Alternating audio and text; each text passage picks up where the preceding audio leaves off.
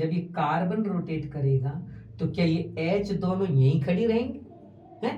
नहीं, ये यहीं खड़ी रहेंगी। भैया तुम घूम लो, हम यहाँ खड़ी हैं, तुम्हारा वेट कर रही हैं दोनों, तुम घूम लो। ऐसे थोड़ी हो सकता है भैया, ये दोनों H भी तो इसी कार्बन पे जुड़ी हुई है ना। जब ये कार्बन घूमेगा तो कार्बन के साथ साथ ये H भी घूमेगी और ये ऑर्बिटल भी घूमेगा। और भैया ऐसा ही हुआ, ये कार्बन जब घूमा तो कार्बन के साथ साथ ये ऑर्बिटल घूम के और बिल्कुल इसके पैरेलल आ गया।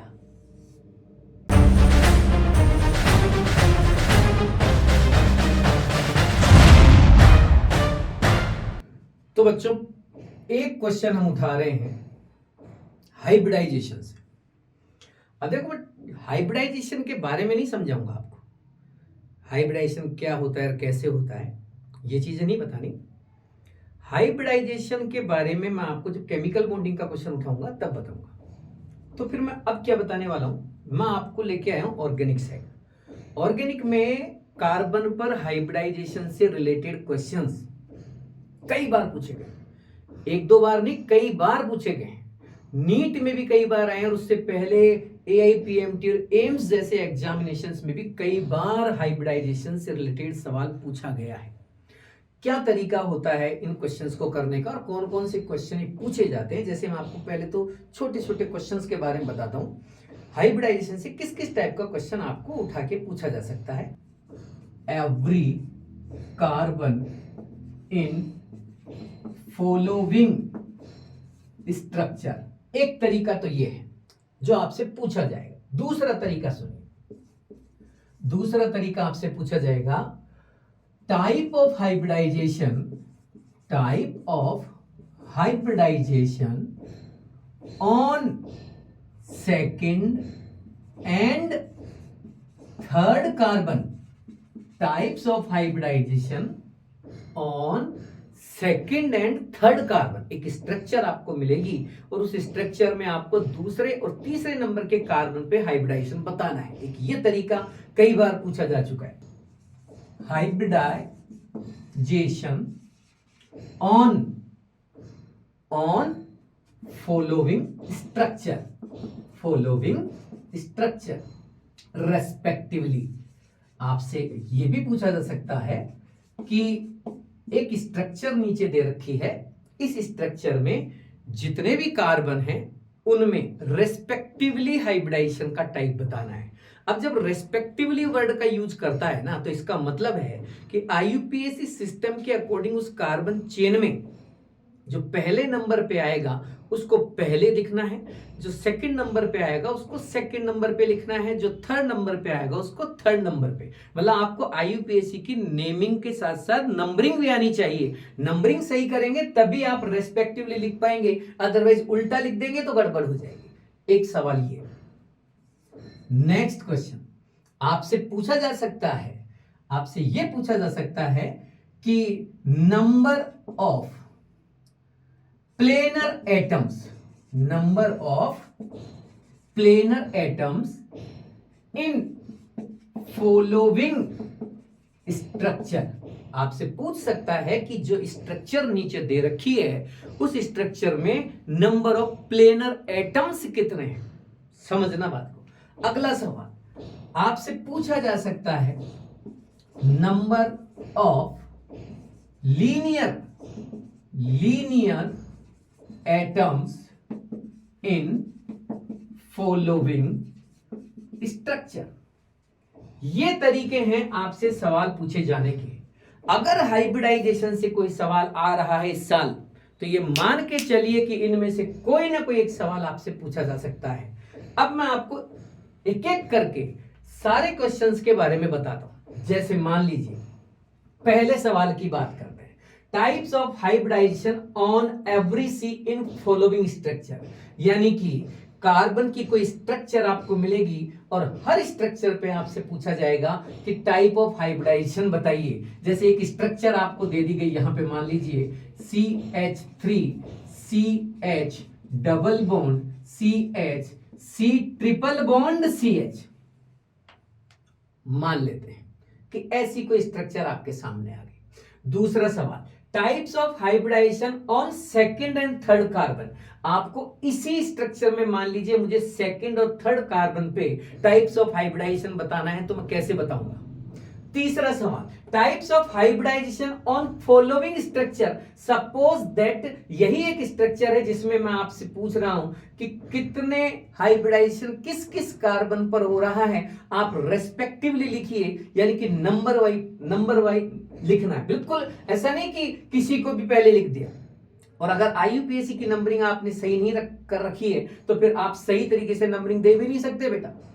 अगला सवाल, number of planar atom in following structure. Suppose that यही वो स्ट्रक्चर है जिसमें आपसे पूछ लिया गया कि नंबर ऑफ प्लेनर एटम्स कितने हैं। और लास्ट का सवाल है कि number of linear atoms in this structure कितने होंगे। तो सबका समझाने का एक ही तरीका, एक ही सवाल से मैं सारे क्वेश्चंस को सॉल्व करने की कोशिश कर रहा हूं, लेकिन उससे पहले छोटी सी चीज समझिए। बात सबसे पहली चीज, आपको पता कैसे लगेगा कि कार्बनिक स्ट्रक्चर में टाइप ऑफ हाइब्रिडाइजेशन कौन सा किस कार्बन पे हो रहा है। तो अब बात को कान खोल के सुनना। इफ एनी ऑर्गेनिक कंपाउंड, बात को समझना बेटा, मैं यहां कंपाउंड की बात कर रहा हूं, ना मैं किसी कैटायन की बात कर रहा हूं, ना मैं किसी कार्ब एनायन की बात कर रहा हूं, ना मैं किसी फ्री रेडिकल यानी कि फ्री इलेक्ट्रॉन वाले कार्बनिक स्पीशीज की बात कर रहा हूं। मैं बात कर रहा हूं कि किसी भी कार्बनिक कंपाउंड में अगर कार्बन के ऊपर आपको 4 सिंगल बॉन्ड नजर आए, यानी कि एक भी पाई बॉन्ड नजर नहीं आए। मेरी बात समझ में आ रही है कि मैं क्या कह रहा हूं। किसी भी कार्बनिक कंपाउंड में not any carbocation, not any कार्बो anion, not any कार्बो free radical, not any carbene, नाइट्रीन जैसी कोई स्पीशीज नहीं ले रहा, मैं सिर्फ न्यूट्रल कार्बनिक कंपाउंड की बात कर रहा हूं।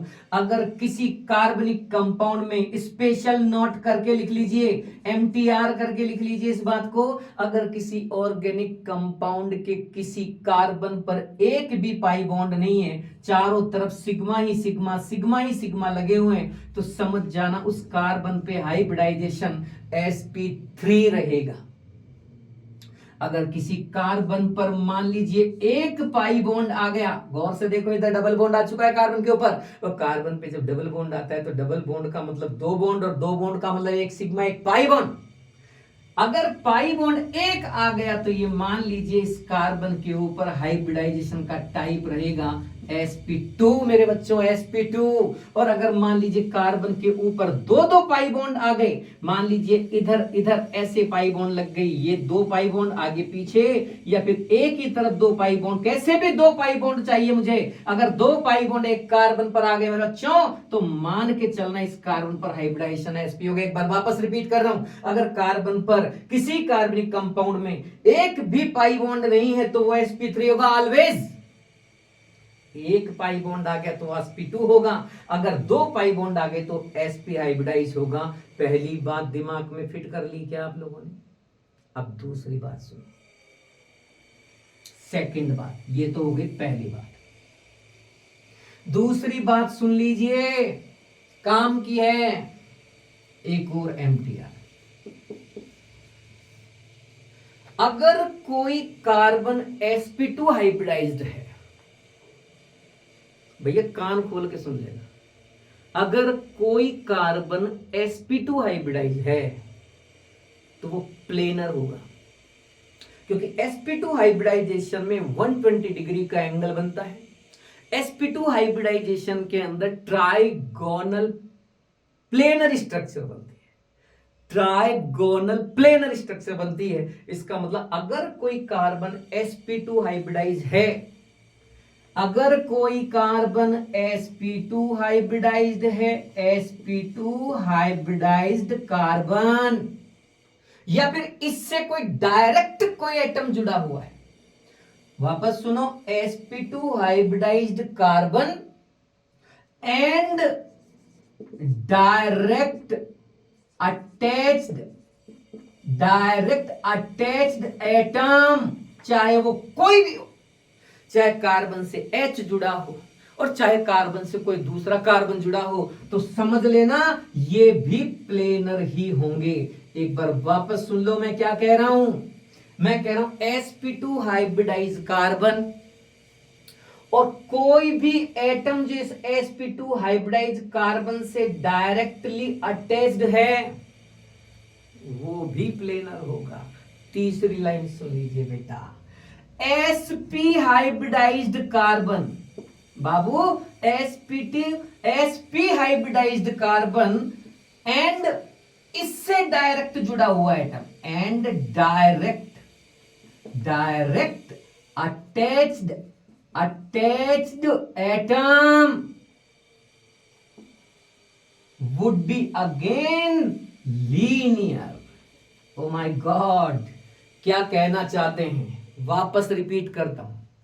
टाइप ऑफ हाइब्रिडाइजेशन ऑन सी निकालने का तरीका, किसी भी ऑर्गेनिक कंपाउंड में कार्बन पर अगर 4 सिग्मा लग जाएं, एक भी पाई ना हो तो उस पे हाइब्रिडाइजेशन sp3, एक भी पाई बॉन्ड आ गया तो sp2, 2 पाई बॉन्ड आ गए तो sp2 कार्बन से डायरेक्ट जुड़ा एटम, sp2 कार्बन से डायरेक्ट जुड़ा एटम भी प्लेनर होगा और खुद कार्बन भी ये प्लेनर होगा।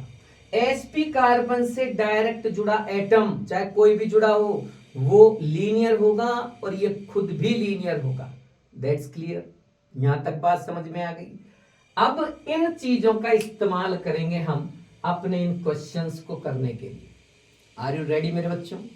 पहला सवाल ये है आपके सामने, पहला सवाल। इस पहले सवाल को सॉल्व कर रहा हूं। देखो बच्चों, मैं ये हटा रहा हूं MTR, आपने सबने लिख लिया होगा, कंप्लीटली नोट कर लेना इसे। ये हटा रहा हूं क्योंकि जगह नहीं है मेरे पास, तो मैं अब क्वेश्चन को सॉल्व करने जा रहा हूं चारों क्वेश्चंस को, 1 2 3 4 5 क्वेश्चन, सबका एक ही सवाल से हम सबको सॉल्व करेंगे। मैंने आपको बताया था, आपसे कहा था कि मैं वो क्वेश्चंस लेके आ रहा हूं जो इस बार नीट के लिए हाईली इंपॉर्टेंट है। दूसरी बड़ी बात, मैं उन क्वेश्चंस के आंसर भी बताऊंगा, साथ में उनके आगे पीछे की पूरी हिस्ट्री यानी कि कॉन्सेप्ट भी आपको एक्सप्लेन करूंगा। मैं पहला सवाल लेके आ रहा हूं और स्ट्रक्चर को लेके आ रहा हूं मैं नीचे। CH3CH double bond, CH single bond, C triple bond, CH, this is the structure. और इस स्ट्रक्चर पे हम सारे क्वेश्चन अप्लाई करने जा रहे हैं। पहला सवाल, type of hybridization on every C in following structure. मुझे कोई भी स्ट्रक्चर दे दी जाए, उसके किसी भी कार्बन पे हाइब्रिडाइजेशन मुझसे पूछ लिया जाए, मेरा तरीका वही रहेगा। अगर कार्बन पर लगे सारे बॉन्ड सिग्मा ही सिग्मा है तो type of hybridization on this carbon is sp3। Second number का कार्बन, इस कार्बन पर गौर से देखिए, इधर सिग्मा है, इधर डबल बॉन्ड है, डबल बॉन्ड में एक पाई होता है। और हमने आपसे बोला था मेरे बच्चों कि जब कार्बन के ऊपर एक पाई बॉन्ड आ जाता है तो टाइप ऑफ हाइब्रिडाइजेशन sp2 हो जाता है। तीसरा, इस कार्बन पर भी डबल बॉन्ड मौजूद है, इधर सिग्मा है, सिंगल है, इधर डबल है। Again this is sp2 hybridize, this is sp hybrid, और ये sp हाइब्रिडाइज्ड कार्बन आपके सामने हो चुके हैं। आपके पहले सवाल का जवाब आ गया है। सवाल की लैंग्वेज ऐसी हो तो सवाल के आंसर ऐसे होंगे। सवाल की लैंग्वेज ऐसी हो कि मुझे तो सेकंड और थर्ड पे चाहिए, मुझे पूरे कार्बन से कोई लेना देना नहीं है, मुझे तो पूरी स्ट्रक्चर से भी कोई मतलब, अरे भाई बता तो सही सेकंड और थर्ड कार्बन कौन सा है, कौन से पे बताऊं, वो नहीं बताएगा आपको, क्वेश्चन नहीं बताएगा सेकंड और थर्ड कौन है। आपको पता करना पड़ेगा कि इधर से सेकंड और थर्ड लेना है या उधर से सेकंड और थर्ड लेना है। कैसे पता लगेगा? IUPAC। अरे कैसे पता लगेगा? IUPAC से पता लगेगा। और किससे पता लगेगा? क्या आपको IUPAC के रूल्स पता नहीं है? क्या बोला IUPAC में? IUPAC में बोला कि double bond is more prioritable than triple bond if distance of both bonds are same from both terminals। अगर दोनों टर्मिनल से डबल और ट्रिपल बॉन्ड की डिस्टेंस सेम पड़ रही है तो डबल बॉन्ड को प्रायोरिटी में आगे रखना है और ट्रिपल बॉन्ड को पीछे रखना है। इसके पीछे रीजन कोई बॉन्ड एनर्जी या नंबर ऑफ बॉन्ड ऑर्डर जैसा कुछ नहीं था, इसके पीछे रीजन था spelling. Double bond start from E and triple bond start from Y. So पहले प्रायोरिटी आईयूपैक सिस्टम में ई को दी गई और डबल बॉन्ड की तरफ से नंबर दे दिया गया। लेकिन ये तब करना होता है जब डबल और ट्रिपल की डिस्टेंस दोनों टर्मिनल से सेम होती है, लेकिन यहां तो ऐसा नहीं है। अब जब यहां ऐसा है ही नहीं तो फिर दूसरा लॉजिक लगेगा और वो लॉजिक ये कि भैया अगर डबल और ट्रिपल बॉन्ड दोनों टर्मिनल से सेम डिस्टेंस पर नहीं है तो जो नजदीक पड़ेगा नंबर वहीं से लगेगा, जो जिधर से नजदीक पड़ेगा नंबर वहीं से लगेगा। ए बी सी डी गई सब भाड़ में, कोई फर्क नहीं पड़ता अल्फाबेटिकल ऑर्डर से, जो पहले आएगा वो पहले पाएगा। और इधर से डबल बॉन्ड सेकंड पे आता है, इधर से ट्रिपल बॉन्ड फर्स्ट पे आता है। So number on this chain 1 2 3 4 and 5। अब बताइए आपका सेकंड कार्बन कौन सा है, ये वाला, और थर्ड कौन सा है, ये वाला। इट मींस सेकंड और थर्ड कार्बन का जो हाइब्रिडाइजेशन उसने पूछा उसका आंसर रेस्पेक्टिवली बताओ। सेकंड का लिखो sp, थर्ड का लिखो sp2 और ऑप्शन चेक करो जहां sp और sp2 लिखा हो उसको टिक कर देना। भैया ध्यान रखना, हेलो भैया ध्यान रखना, वहां एक ऑप्शन में sp2 पहले और sp बाद में भी लिखा मिलेगा। कहीं बावले नहीं होना है, जल्दबाजी नहीं करनी है, पहले sp लिखा होना चाहिए फिर sp2 तब टिक करना आंसर। Second question complete. अगला सवाल, types of hybridization on following structure. तो देखो ये सवाल दो तरह से बता रहा हूं आपको। पहला तरीका, आपसे वो पूछ रहा है कि भाई टाइप्स ऑफ हाइब्रिडाइजेशन, यानी कि दी गई स्ट्रक्चर में कौन कौन से तरह के हाइब्रिडाइजेशन हो रहे हैं। तो आपको आंसर बताना है कि भाई इसमें sp भी है, sp2 भी है, sp3 भी है। तो आप उस आंसर को टिक कर देना जिसमें sp, sp2 और sp3 तीनों लिखे हुए। ध्यान रखना वहां आपको चार ऑप्शन मिलेंगे, जैसे कि मैं सजा के दे रहा हूं आपको। एक ऑप्शन में कहेगा ओनली sp, एक में कहेगा sp एंड sp2, एक में कहेगा sp, sp2, sp3 और एक में कहेगा भाई कोई आइडिया नहीं, पता नहीं कौन सा किस पे हो रहा है, नो आइडिया, भाई मालूम नहीं। ऑल ऑफ दीज भी कह सकता है या ऊपर से कोई भी आंसर सही नहीं है, नन ऑफ दीज भी कह सकता है। आपसे बोला none of these, non idea, आप कहना भैया इसमें ये तीन तरह के हाइब्रिडाइजेशन हैं। ये इस तरह से भी पूछ सकता है, types of hybridization on following structure. तो आप कहना इस स्ट्रक्चर में sp, sp2 और sp3 तीनों तरह के हाइब्रिडाइजेशन है। एक तो ये बात हुई, और दूसरी ये कि भाई रेस्पेक्टिवली बताइए सब में कौन कौन सा हाइब्रिडाइजेशन है। वो ऐसे भी पूछ सकता है, आपके ऑप्शन मिलेंगे बहुत सारे, आप उसे टिक करना जिसमें सबसे पहले sp, फिर सेकंड पे sp, फिर कोमा लगा के sp2, फिर कोमा लगा के sp2 और लास्ट में लिखा हो sp3। जहां ये ऑप्शन दिखे वहां सही। हटाओ जी, हो गया काम। भैया बात समझ रहे हो मैं क्या कह रहा हूं। पहला सवाल, type of hybridization on every C, हर एक कार्बन पे हाइब्रिडाइजेशन। मैंने आपको क्वेश्चंस की लैंग्वेज बताई है कि किस किस भाषा में, किस किस लैंग्वेज में क्वेश्चन पूछे गए हैं पहले। Type of hybridization on second and third carbon, types of hybridization on following structure, कि भी कौन कौन से तरह के हाइब्रिडाइजेशन हैं। Type of hybridization on following structure respectively, आपको नेम पूछ ले कि भाई रेस्पेक्टिवली नेम बताइए किस पे कौन सा हाइब्रिडाइजेशन है। अब मेरे अगले सवाल पे पहुंचिए, मैं आपको अगले क्वेश्चन पर लेके चलता हूं। मेरा बच्चा 4th नंबर के सवाल का डिस्कशन चल रहा है, number of planar atom. Again another structure CH2 double bond CH single bond CH double bond CH2। और मेरा सवाल फिर से वही, number of planar atoms in this structure और मॉलिक्यूल इज प्लेनर और नॉन प्लेनर। दोनों में से एक सवाल पहले करते हैं। पहला सवाल, number of planar atoms sp2, बोलो भैया। पाई बॉन्ड है इसके ऊपर एक sp2, sp2 देख लो भैया,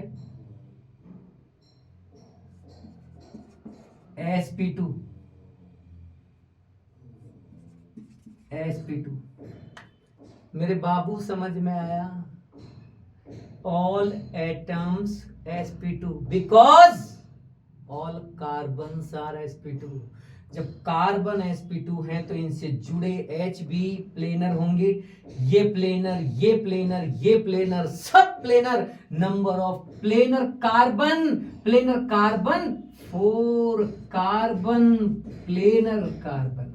number of planar atoms H की बात करूं तो 2 3 4 5 6 6 H प्लेनर हैं टोटल। टोटल 10 एटम्स प्लेनर हो चुके हैं। और इस पूरे मॉलिक्यूल के अंदर भी एटम 2 3 4 5 6 7 8 9 10 10 के 10 पूरे के पूरे planar. It means molecule would be planar. This is the answer. सवाल हो गया। अभी चौथे ही सवाल का डिस्कशन चल रहा है, वो वापस बता रहा हूं।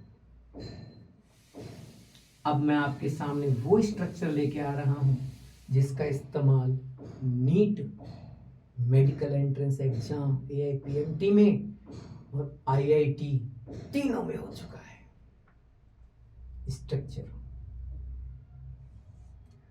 CH2 double bond C double bond CH2। Question मेरा फिर से वही, number of planar atoms in following structure. Compound name is allene.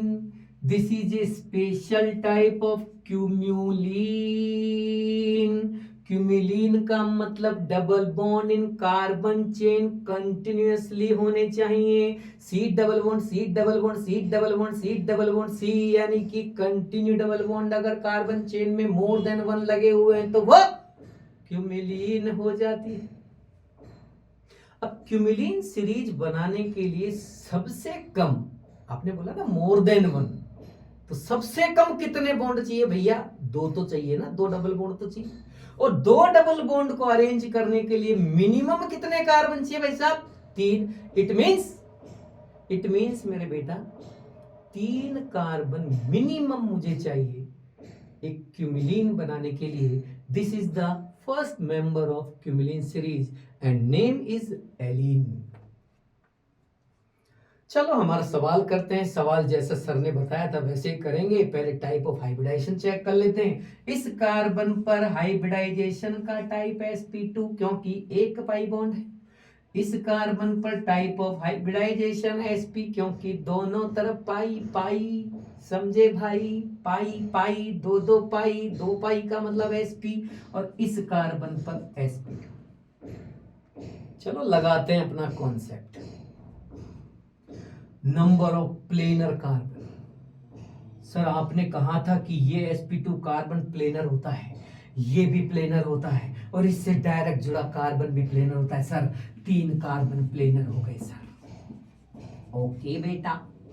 Sir देखो आपने कहा था 2H प्लेनर, इधर भी 2H प्लेनर, क्योंकि कार्बन जब sp2 होता है, sp2 कार्बन से जुड़े एटम भी प्लेनर माने जाते हैं। तो फिर 2 ये और 2 ये, चारों के 4H प्लेनर हो गए सर।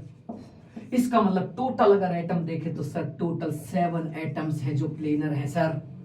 इसका मतलब सर मॉलिक्यूल प्लेनर होगा सर। और बालक ने कॉन्सेप्ट को करके लगा के और भैया करके आ गया और पता लगा भाई साहब के 5 नंबर कट गए भैया।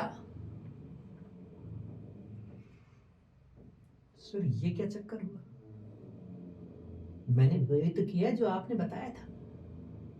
क्या बताया था मैंने? आप ही ने तो बताया था कि sp2 कार्बन प्लेनर होता है, उससे जुड़े सारे एटम प्लेनर होते हैं, तो मैंने वही तो किया है। बिल्कुल सही किया तूने, लेकिन एक छोटा सा एक्सेप्शन बताना बेटा रह गया, अब वो समझ ले ताकि ये गलती दोबारा ना हो। मेरे बच्चों, दिस इज क्यूम्यूलिन, ये क्यूम्यूलिन है। और क्यूम्यूलिन में क्या प्रॉब्लम होती है सुनिए, डबल बॉन्ड कंटिन्यूअस आ जाते हैं, वही इसकी प्रॉब्लम है। अब सुनना, मैं इस कार्बन की बात कर रहा हूं, ये sp2 कार्बन है ना, और sp2 तो आप जानते हो ना, sp2 कार्बन का मतलब होता है कि कार्बन पर 3 sp2 हाइब्रिडाइज्ड ऑर्बिटल लगते हैं, और तीनों 120 120 120 पे लग जाते हैं। अब ऐसा ही इस कार्बन पे भी हो, भैया मैं इसकी बात कर रहा हूं, इस वाले पे, इस पे भी ऐसा ही हुआ। देखो कोई गलत नहीं किया आपने, लेकिन थोड़ी अधूरी नॉलेज आदमी का नंबर कटवा सकती है, और वो नॉलेज थोड़ी अधूरी थी। अभी तक जो बात चल रही थी वो सिर्फ प्लेन एल्कीन्स की चल रही थी, वहां क्यूमिलीन की बात नहीं हुई थी बिल्कुल भी। अब मैं क्यूमिलीन के बारे में बता रहा हूं। sp2 हाइब्रिडाइज का मतलब 3 बॉन्ड सिग्मा, 1 2 3, एक H यहां, एक H यहां, और ये लग गया इस कार्बन से, ये आ गया, ये आ गया भैया, ये आ गया, दूसरा कार्बन आ गया, सेकंड कार्बन इधर आ गया। लेकिन आप भूल रहे हैं मेरे बच्चा, sp2 हाइब्रिडाइज कार्बन के ऊपर एक p ऑर्बिटल बचा रह जाता है, क्योंकि आप बोल रहे हो ना sp2 का मतलब क्या होता है? sp2 का मतलब एक s और 2 p। बाबू, sp2 का मतलब एक तो s और 2 p ही तो हैं जो हाइब्रिडाइज हुए हैं। एक p बचा हुआ है बेटा, एक p बचा हुआ है ये वाला, क्योंकि टोटल p कितने होते हैं? 3। ये बचा हुआ है, इसको बोलेंगे unhybridised, unhybridised orbital. This is pure orbital, शुद्ध ऑर्बिटल, इसने हाइब्रिडाइजेशन में कोई रोल प्ले नहीं किया। वो जो बचा हुआ p ऑर्बिटल है वो कहां है? ये दोनों मिलके, ये और ये दोनों मिलके, यानी एक s और 2 p मिलके तो 3 हाइब्रिड ऑर्बिटल बनाए। उन तीनों हाइब्रिड ऑर्बिटल्स को तो मैंने लगा दिया। अरे वो कहां है? ये कहां है? ये बचा हुआ p कहां है? ये बचा हुआ p ये रहा मेरा बच्चा, ये बचा हुआ p इस स्ट्रक्चर के, इस ट्राइगोनल प्लेनर स्ट्रक्चर के परपेंडिकुलर लगा होता है, परपेंडिकुलर 90 डिग्री पर लगा होता है। अब बीच वाले पे आ जाइए, बीच वाले की भी बात करूंगा मैं, लेकिन कोने की बात कर लो एक बार, क्योंकि ये भी ऐसा ही है जैसा ये वैसा ये, क्योंकि ये भी sp2 वो भी sp2। लो बेटा ये भी ले आओ, ये लो बाबू, ये लो, और ये लो मेरा बच्चा। ये पहला कार्बन, ये तीसरा कार्बन, दोनों एक जैसे थे, मैंने दोनों को एक जैसा बना दिया। मैं बीच वाले पे लाता हूं, आपको बीच वाले कार्बन पे sp हाइब्रिडाइजेशन हो रहा है बेटा, बीच वाले कार्बन पे sp हाइब्रिडाइजेशन हो रहा है। sp हाइब्रिडाइजेशन का मतलब होता है एक s और एक p, बस। जबकि p तो 3 होते हैं, px py pz, बाकी के कहां है बे? बाकी के कहां चले गए? बाकी के इस स्ट्रक्चर के, देखो इसने एक तो इधर बॉन्ड बना लिया, एक इसने इधर बॉन्ड बना लिया, दोनों तरफ तो ये बॉन्डेड हो चुका है sp हाइब्रिडाइज्ड ऑर्बिटल्स की सहायता से। अब 2 p जो बचे हैं वो कहां हैं? एक p ये रहा, ये तो इनके पैरेलल आ गया देखो, और एक p इसके भी परपेंडिकुलर लगा है भैया।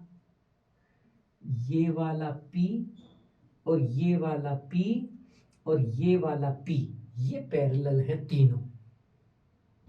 अब बारी है पाई बॉन्ड बनाने की, ये पाई बनाना है मुझे। तब बनेगा क्यूमिलीन। अब जब ये पाई बनेगा तो पाई कब बनता है?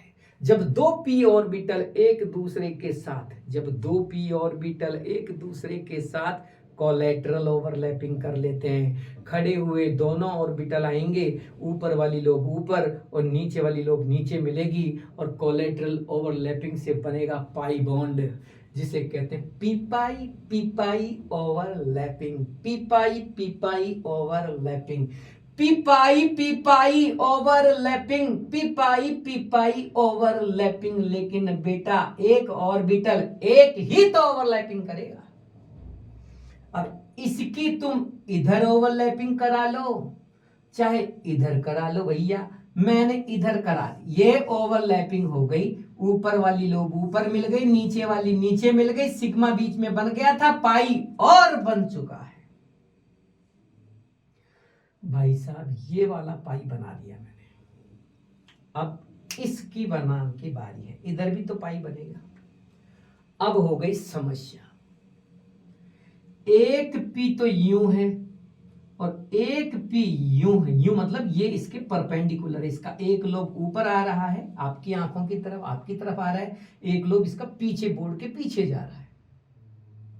यानी कि अगर मैं कहूं तो एक ऑर्बिटल यूं है और दूसरा ऑर्बिटल यूं है। अब इनकी ओवरलैपिंग तो पॉसिबल नहीं है भैया, या तो ऑर्बिटल यूं होने चाहिए थे या फिर दोनों यूं होने चाहिए थे। ये हो सकता है, ये हो सकता है, लेकिन एक खड़ा हुआ और एक पड़ा हुआ, ये ओवरलैपिंग पॉसिबल नहीं है। क्या करें साहब? पाई बॉन्ड तो बनाना पड़ेगा। अब पाई बॉन्ड तो बनाना पड़ेगा, लेकिन बनाने का सिस्टम तो बन ही नहीं रहा, आप करें क्या? अब एक तरीका हो सकता है, देखो अब ये तो घूम नहीं सकता, इधर तो बंध गया ये, लेकिन ये तो फ्री है ना, अभी सिंगल बॉन्डेड है, ये रोटेट कर जाएगा और ऐसे रोटेट करेगा कि ये वाला जो पी ऑर्बिटल है वो इस पी ऑर्बिटल के पैरेलल चला जाएगा। तो भैया एक बात बताना मुझे, जब ये कार्बन रोटेट करेगा, भैया समझना, जब ये कार्बन रोटेट करेगा तो क्या ये एच दोनों यहीं खड़ी रहेंगी? हैं? नहीं, ये यहीं खड़ी रहेंगी भैया, तुम घूम लो, खड़ी हैं तुम्हारी